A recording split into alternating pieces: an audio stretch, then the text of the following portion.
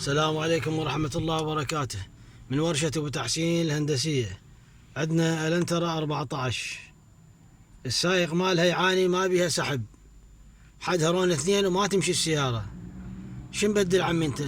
والله عمي بدلت فيتبون، بدلت فلاتر 2، بدلت فتحت الحساسات كلهن، حساس الهواء هذا الصغير يجي جوا التشويتر، نظفوا حساس كرنك، الفي تيات ما ظل شيء. شنو يقولوا لي عليه اسوي؟ كم مرة ماخذها حاسب انت داقها؟ والله فوق ال5 مرات. شنو يطلع عندك؟ ما يطلع شيء بالحاسب، ما يطلع كل شيء ما يطلع بالحاسب. هسه احنا راح ندق حاسبها من نفس الشيء، مثل الحاسبات اللي دقوا لها اياها.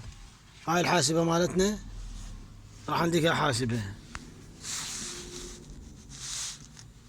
خلينا نشوف الحكي ماله. هاي الهونداي، هاي الاوكي هنا عندنا.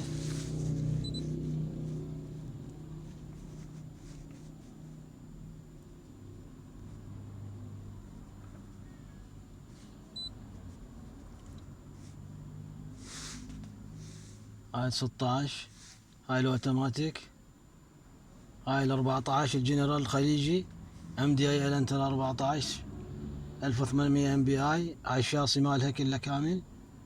راح يطلع لك، راح ندخل على سي ام مالتها المحرك مالها ونسوي له قراءة عطلات ومساعطال. قراءة عطلات ما بيها عطل، نفس الحكي مال الرجال ايده.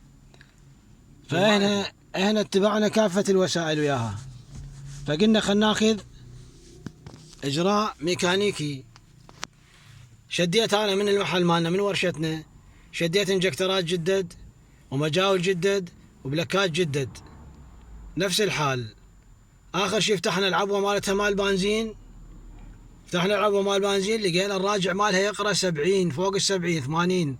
هاي وارد امريكي، وارد خليجي، مو جي دي اي. جي دي اي ياخذ 70 80 تقريبا الراجع ماله، بس هاي ام بي اي يعني خليجي ايش قد ياخذ؟ لازم 50.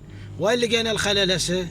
لقينا الخلل بالراجع. هذا الراجع بدلناه، هذا بديت للراجع صار راجع ماله 50، وشغلنا السيارة وطلعناها تراي.